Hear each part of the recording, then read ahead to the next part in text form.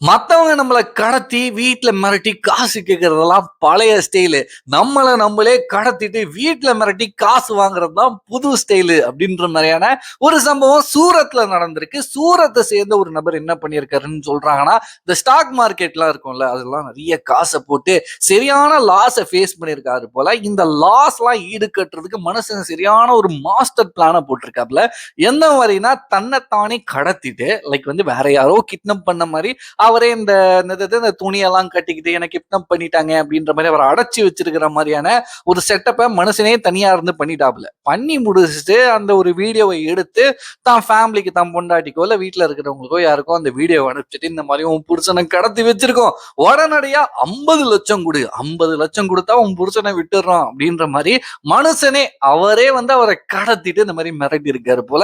ஒரு கட்டத்துல ஓகே இது வந்து ஒரு ஃபேக் கிட்னாப், என்ன உண்மை அப்படின்ற மாதிரி தெரிய வந்திருக்கு. இதுக்கான ரீசன் என்ன அப்படின்ற மாதிரி எல்லாம் சொல்றாங்கன்னா, ஆரம்பத்துல சொன்னதுதான் அந்த மாதிரி லைக் இந்த ஸ்டாக் மார்க்கெட்ல எல்லாம் நிறைய இன்வெஸ்ட் பண்ணதால மனுஷன் வந்து ரொம்ப தோல்விக்கு ஆளாகி வேற என்ன பண்றது ஏது பண்றதுன்னு தெரியாம இந்த மாதிரியான ஒரு செயல்ல வந்து இறங்கி இருக்காப்புல. இந்த ஒரு செயல் இந்த மாதிரியான ஒரு சுச்சுவேஷன் நடந்ததுக்கு முக்கியமான காரணம் என்ன அப்படின்னு நான் பாக்குறேன்னா, லைக் ஓவர் பேராசை அப்படின்னு ஒரு விஷயம் சொல்லலாம்.